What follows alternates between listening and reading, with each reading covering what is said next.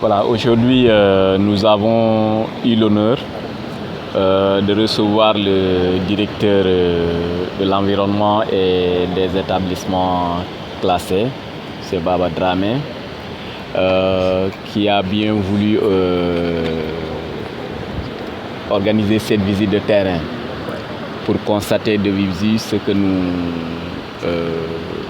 avons toujours alerté par rapport à l'érosion côtière. Aujourd'hui, sa visite, en tout cas, est très réconfortante pour la population et pour nous-mêmes.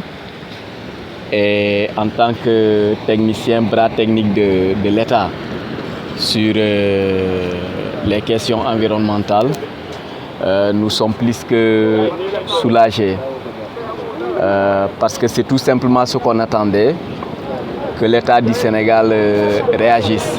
Donc il s'agissait pour nous de venir faire la situation avec l'autorité locale, en l'occurrence le maire et ses différents collaborateurs, pour constater de visu la situation, discuter avec les techniciens pour pouvoir retourner avec des solutions que nous allons soumettre aux autorités pour prendre des décisions.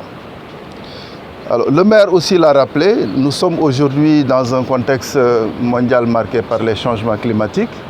Et qui parle de changement climatique, parle naturellement du relèvement du niveau des mers et son corollaire, le recul du trait de côte, avec toutes ses conséquences en termes d'érosion côtière qui affectent toutes les infrastructures que nous avons sur le littoral. Nous avons, en plus de la surveillance que la commune réalise régulièrement pour suivre le trait de côte, travaillé avec l'Université de Dakar à travers le département de géologie, pour suivre également le rythme de recul du trait de côte. Le maire a dit tout à l'heure que nous observons un recul de 5 mètres. Au niveau de l'université, les sites qu'on a mis en place pour monitorer, les résultats que nous avons aujourd'hui montrent qu'on est autour de 2. Mais l'un dans l'autre, le trait de côte est en train de reculer. Les 2 qu'il donne, c'est véritablement une moyenne. Mais par endroit, on peut avoir des chiffres qui pourraient même dépasser les 5 mètres de recul du trait de côte.